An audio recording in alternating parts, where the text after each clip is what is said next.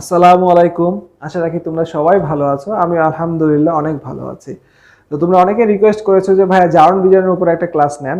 তো তোমাদের রিকোয়েস্টের পরিপ্রেক্ষিতে আজকে ক্লাসের টপিক হচ্ছে জারণ বিজারণ। তো প্রথম দিকে আমরা জারণ বিজারণের একটু বেসিক নিয়ে আলোচনা করব এবং শেষে আমরা তোমাদের একটা খুব সুন্দর একটা মজার শর্ট টেকনিক দিব জারণ বিজারণের উপর। সেটা হচ্ছে বিবি থিওরি। এইটা তোমরা যদি একটু আয়ত্ত করতে পারো, আমার বিশ্বাস যে তোমাদের বোর্ড পরীক্ষা থেকে শুরু করে বিভিন্ন বিশ্ববিদ্যালয়, মেডিকেল এবং ইঞ্জিনিয়ারিং ভর্তি পরীক্ষায় যে এমসিকিউ গুলো আসে সেগুলোর 90 থেকে 95% তোমরা সলভ করতে পারবা ইনশাল্লাহ। তো যাই হোক, আমরা তাহলে শুরু করতে পারি। দেখো, প্রথমে আমরা জারণ বিজারণের জারণ অংশটা নিয়ে আলোচনা করবো। অর্থাৎ জারণ হচ্ছে একটা বিক্রিয়ার অর্ধেক অংশ, ঠিক আছে? তো যে বিক্রিয়ায় জারণ বিজারণ হয় তার অর্ধেকে হয় জারণ, বাকি অর্ধেকে হয় বিজারণ। অর্থাৎ যে অংশে ইলেকট্রন ত্যাগ হয় সেই অংশটাকে আমরা জারণ বলছি। তাহলে এই জারণের সংজ্ঞাটা বা জারণটাকে আরেকটু বুঝতে গেলে আমাদের দুইটা মতবাদ আছে, একটা হচ্ছে পুরাতন মতবাদ, একটা হচ্ছে আধুনিক মতবাদ। তো পুরাতন মতবাদ বলতেছে যে অক্সিজেন যুক্ত হওয়া মানে হচ্ছে জারণ। আচ্ছা, এটা আমরা কিভাবে মনে রাখতে পারি? দেখো, জারণের ইংলিশ হচ্ছে কিন্তু অক্সিডেশন। তো অক্সিডেশনকে যদি আমরা এইভাবে বলি যে অক্সি অ্যাডিশন, অর্থাৎ অক্সিজেন অ্যাড হয়েছে, তাহলে আমরা এই জিনিসটা মনে রাখতে পারবো যে অক্সিজেন যুক্ত হওয়া মানেই হচ্ছে জারণ। আর আধুনিক মতবাদ বলছে ইলেকট্রন ত্যাগ হওয়া। কোনো পরমাণু থেকে বা কোনো রাসায়নিক সত্তা থেকে যখন ইলেকট্রন ত্যাগ হয় তখন তাকে জারণ বলছে। এটা আমরা কিভাবে মনে রাখতে পারি? প্রচলিত একটা ধারণা যে জারণ মানে ছাড়ন, অথবা আমরা দেখো যে কোনো জিনিসকে যদি আমরা ঝেড়ে ফেলে দেই তাহলে সেটাকে আমরা কি বলি? যে ঝেড়ে ফেলো। অর্থাৎ ওইখান থেকে যদি আমরা মনে রাখি যে জারণ মানে হচ্ছে ঝেড়ে ফেলা, তাহলে সেটাও আমরা মনে রাখতে পারি। তাহলে এই দুটো মতবাদের মধ্যে মিলটা কোথায়? এই দুটো মতবাদ তো দুটো, একজন বলছে অক্সিজেন যুক্ত হওয়া, একজন বলছে ইলেকট্রন ত্যাগ হওয়া। তাহলে আমরা একটা বিক্রিয়া দিয়ে বোঝার চেষ্টা করব যে এই দুইটা মতবাদ কি আসলে একই কথা বলছে না ভিন্ন কথা বলছে। তাহলে বিক্রিয়াটা আমরা একটু লিখছি। দেখো, খুব সিম্পল একটা বিক্রিয়া।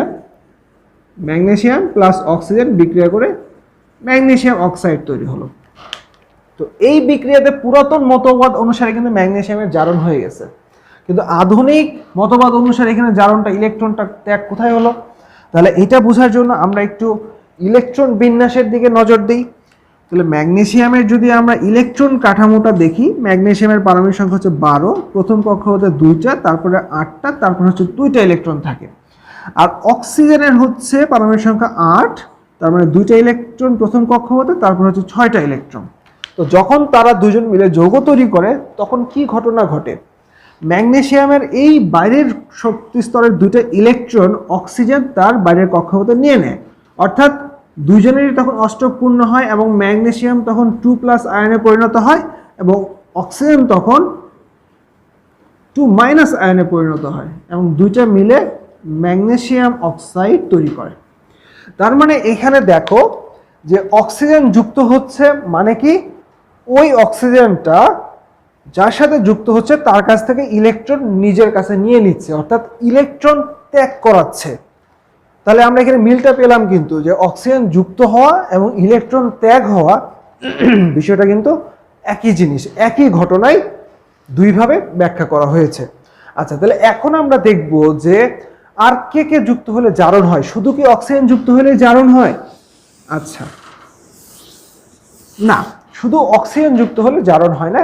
অক্সিজেনের মতন যাদের স্বভাব আছে, অর্থাৎ যে সকল রাসায়নিক সত্তা অক্সিজেনের মতন কারো কাছ থেকে ইলেকট্রন নিয়ে নেওয়ার প্রবণতা দেখায় বা নিয়ে নেয়, সেই সকল রাসায়নিক সত্তা যদি কারোর সাথে যুক্ত হয় তাহলে ওর জারণ হবে। বুঝা গেছে?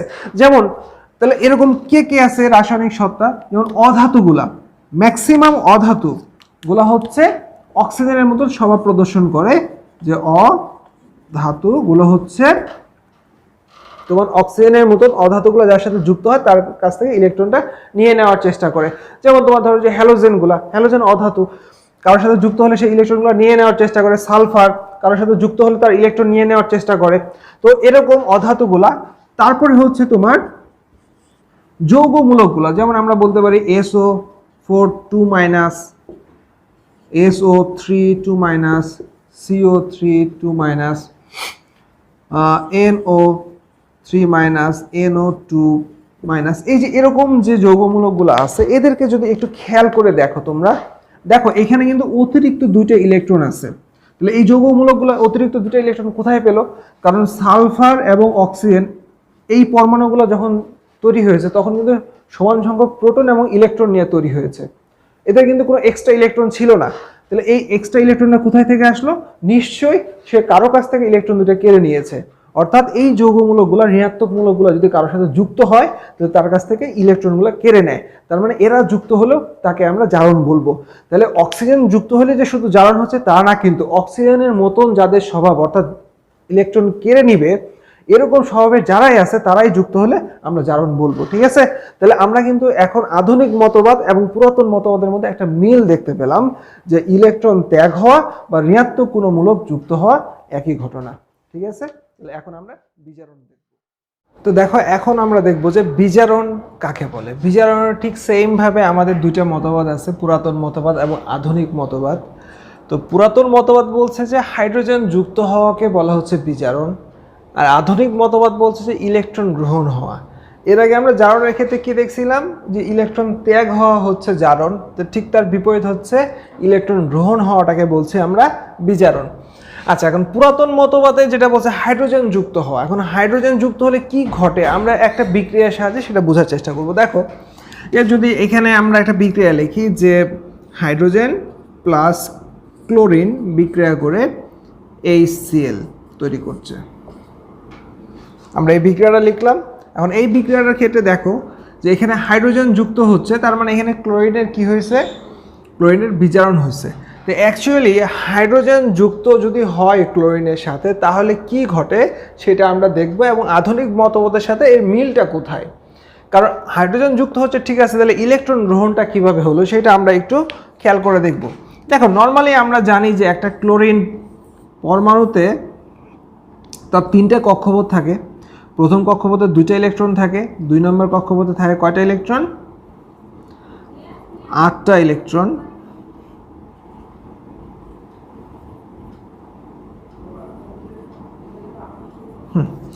আচ্ছা, তোর সর্বশেষ কক্ষপথে থাকে হচ্ছে 7টা ইলেকট্রন। এটা হচ্ছে একটা ক্লোরিন পরমাণু।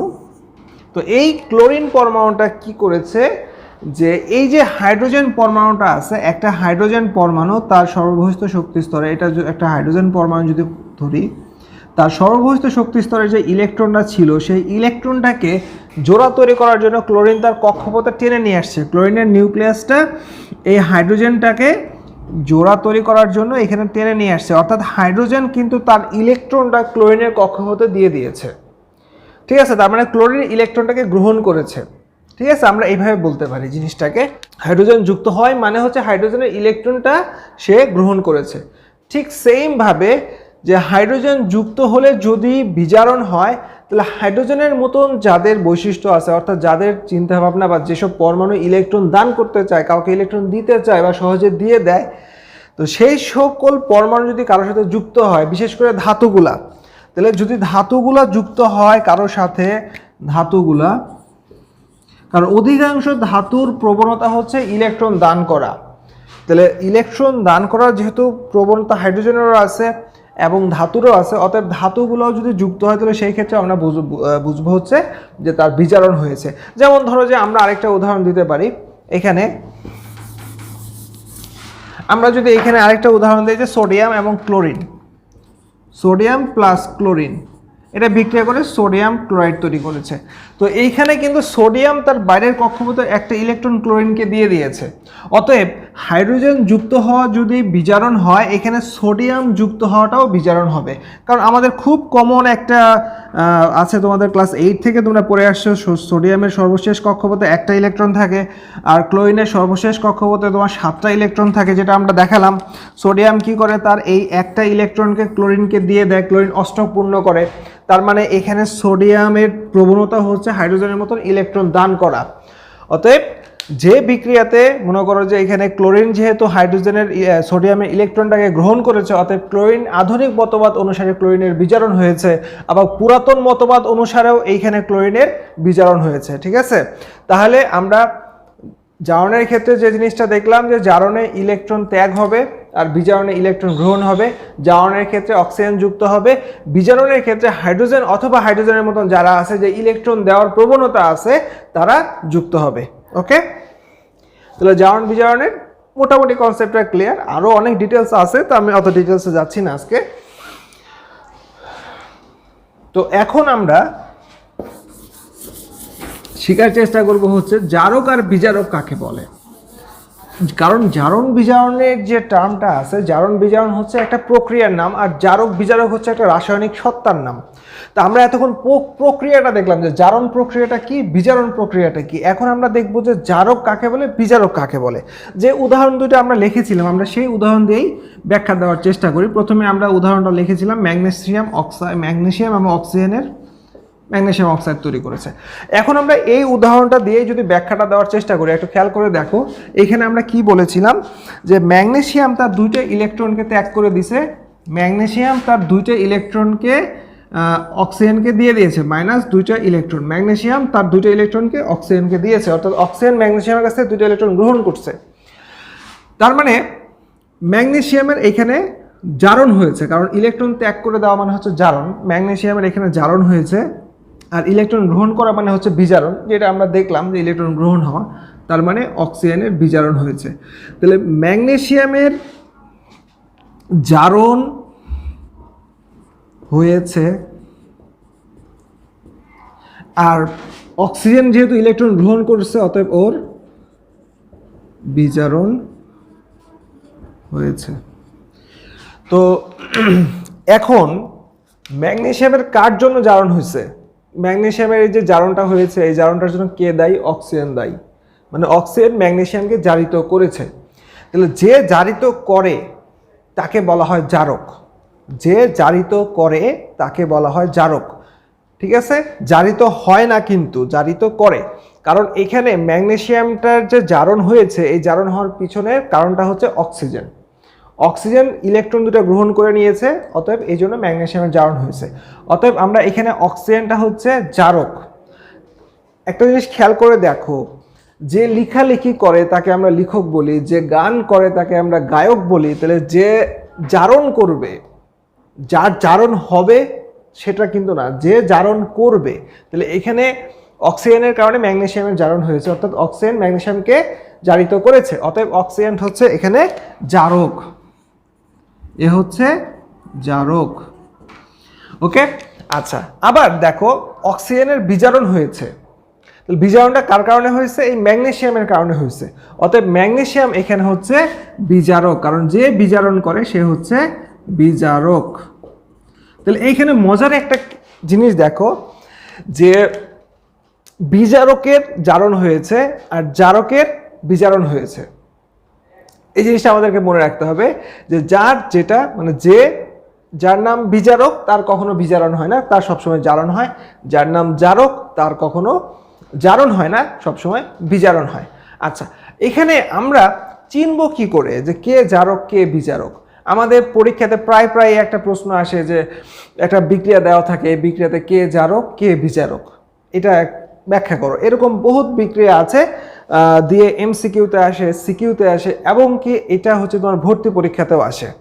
তো এই জিনিসটা চেনার জন্য আমাদের একটু টেকনিক্যালি আমরা পড়াশোনা করব। আমি তোমাদেরকে ভিডিওর শুরুতেই বলেছিলাম যে একটা টেকনিক দিব, সেটা হচ্ছে মাত্র 2টা বর্ণের টেকনিক। সেই টেকনিকটা আমরা এখন একটু খেয়াল করব। তার আগে বুঝিয়ে দেয়, টেকনিকের বেসিকটা বুঝিয়ে দেয়, তারপরে আমরা টেকনিকটা নিয়ে আলোচনা করব। তো জারক আর বিজারকটা আমরা বুঝলাম। এখন আমাদেরকে একটা জিনিস খেয়াল করতে হবে, আমি এইটা মুছে দিচ্ছি।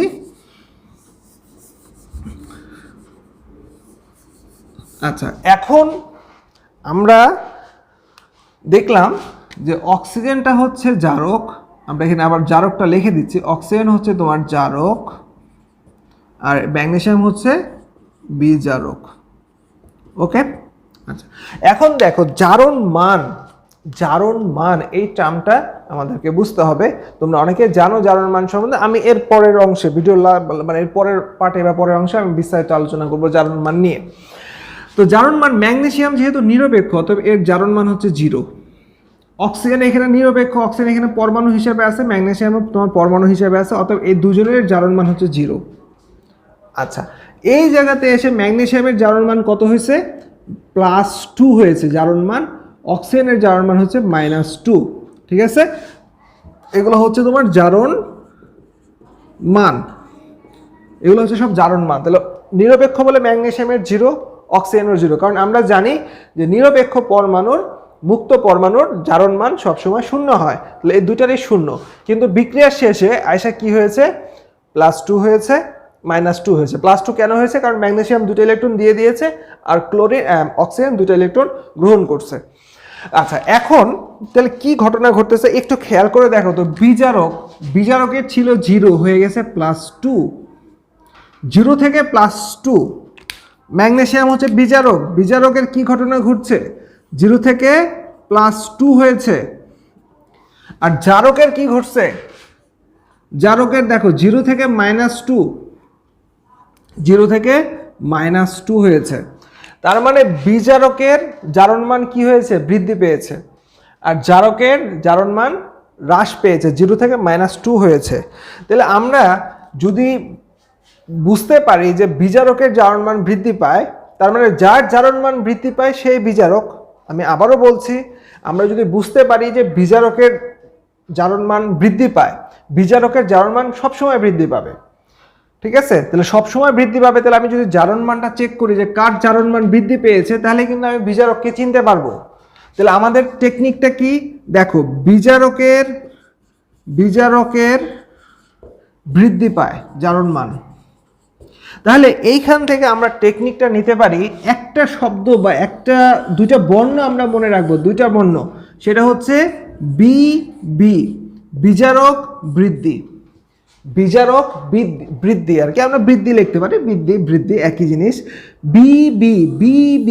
বিবি থিওরি, মানে যেটাকে আমরা সহজে বলতে পারি বিবি থিওরি। বিবি তো আমরা সবাই চিনি নাকি, হ্যাঁ, বিবি এই শব্দটা তো আমাদের কাছে খুবই কমন একটা শব্দ। তাহলে বিবি মানে বিজারক বৃদ্ধি। তাহলে আমরা যে কোনো বিক্রিয়ার ক্ষেত্রে যে কেউ যদি আমাকে বলে যে ভাইয়া একটা বিক্রিয়াতে আপনি কি করে বুঝবেন যে কে জারক কে বিজারক, তখন আমি কি করব, জারণ মানটা বের করব। জারণ মানটা বের করে দেখবো যে যারই জারণ মান বৃদ্ধি পেয়েছে সে হচ্ছে বিজারক। আর বিজারক যদি চিনতে পারি তাহলে জারকও চিনতে পারবো, কারণ যার জারণ মান হ্রাস পেয়েছে সে হচ্ছে জারক। তাহলে শুধু আমরা এই অংশটুকু মনে রাখবো, বিজারক বৃদ্ধি। এইটুকু যদি মনে রাখতে পারি তাহলে যে কোনো বিক্রিয়া, তোমাকে যে বিক্রিয়ায় দেখ, তুমি সেটা বের করে দেখাতে পারবা যে এখানে কোনটা বিজারক কোনটা জারক। বা এরকমও প্রশ্ন আসতে পারে যে কার জারণ হয়েছে কার বিজারণ হয়েছে, এটাও কিন্তু তুমি এই বিবি থিওরির মাধ্যমে বের করতে পারবা। যেমন আমি কয়েকটা এক্সাম্পল করাচ্ছি এখন, কয়েকটা বিক্রিয়া দিয়ে আমরা দেখছি যে এটা সম্ভব কিনা। আমি কয়েকটা বিক্রিয়া লিখছি এখন বোর্ডে।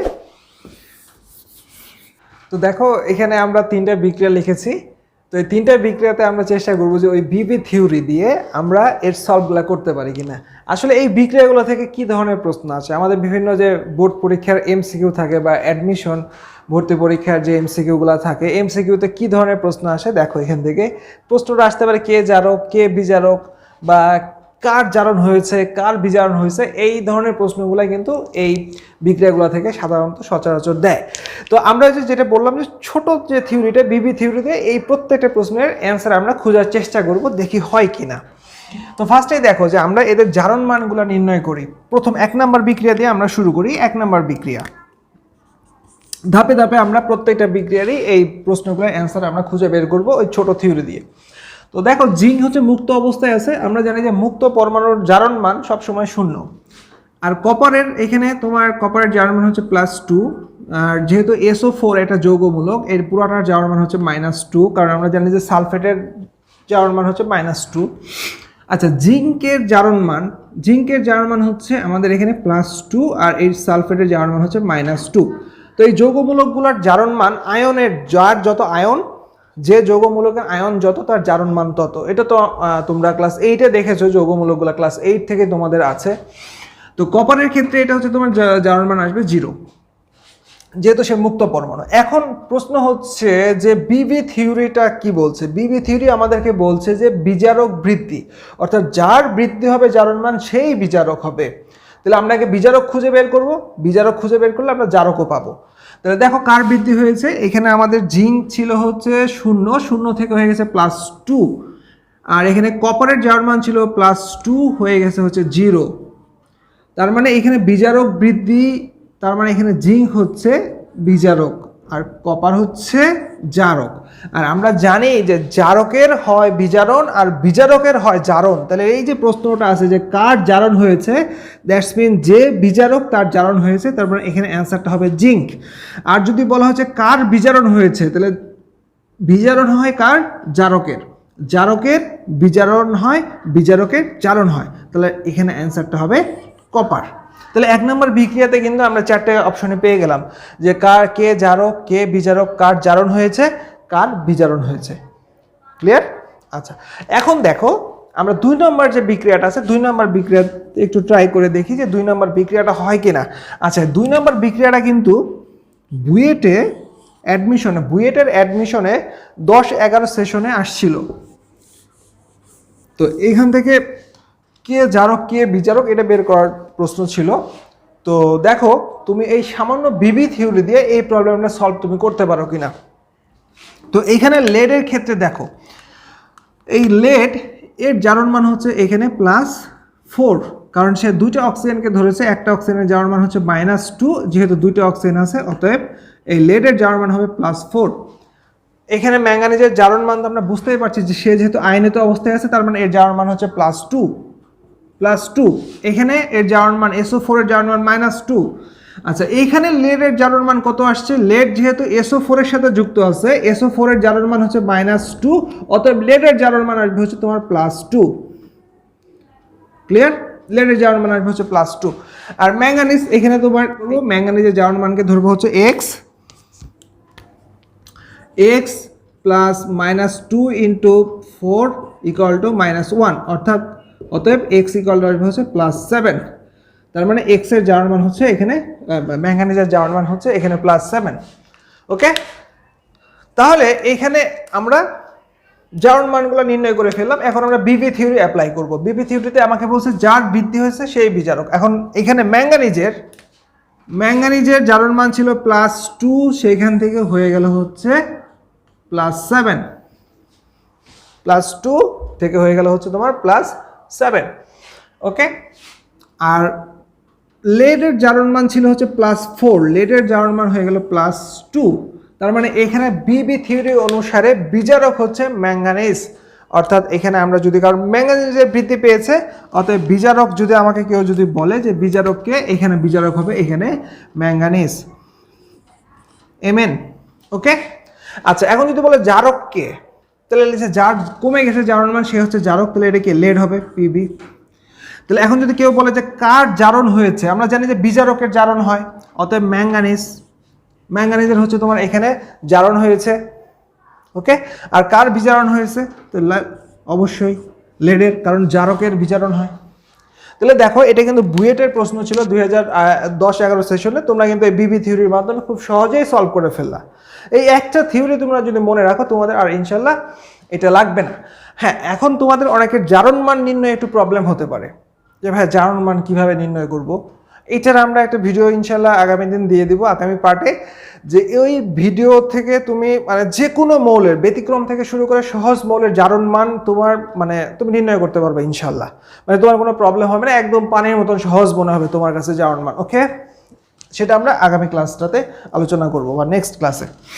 আচ্ছা, তাহলে 3 নাম্বারটা দেখি আমরা। 3 নাম্বার প্রশ্নের সলভ তোমরা নিশ্চয়ই নিজেরাই এখন করতে পারবা। 3 নাম্বার প্রশ্নটার সলভ কিভাবে, এখানে তোমরা জারণ মান নির্ণয় করা শুরু করে দাও। এটা মুছে দেই।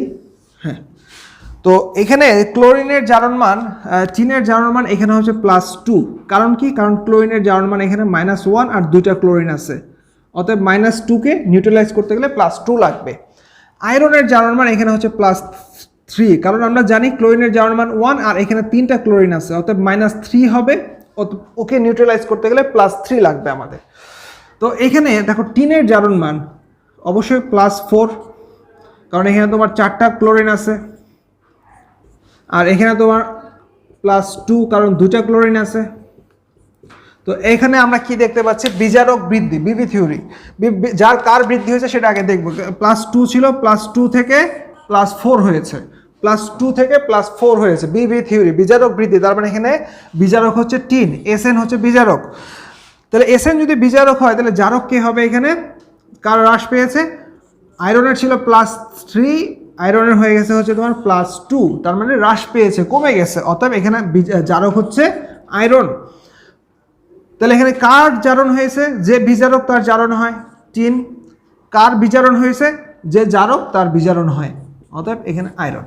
খুব সিম্পলি ভাবে তুমি যত বেশি প্র্যাকটিস করবা তত বেশি তুমি বিক্রিয়া দেখলে এখান থেকে কে জারক কে বিজারক, খালি বিবি থিওরি জারণ মান বের করবা আর বিবি থিওরিতে বসাই দেবা, বিজারক বৃদ্ধি, বিজারক আগে নির্ণয় করবা, আর কিচ্ছু মনে করে রাখার দরকার নাই। বিবি থিওরি বিজারক বৃদ্ধি, বিজারক বৃদ্ধি, ওকে। তারপরে যে প্রশ্নই দেখ তোমার, সেটা যেখানেই আসুক, হ্যাঁ, আরও আমি কোনো এক সময় পরে কোনো ভিডিওতে আমরা আরও আলোচনা করবো বিস্তারিত। আজকে আমরা এটা এখানেই শেষ করছি আজকের ভিডিওটা। এরপরের ভিডিওটা হবে জারণ মান নির্ণয়ের উপরে, ওকে। তাহলে এই জিনিসগুলো আরও সহজ মনে হবে। তো ঠিক আছে, আজকের মতো বিদায় নিলাম। সবাই ভালো থাকো, সুস্থ থাকো।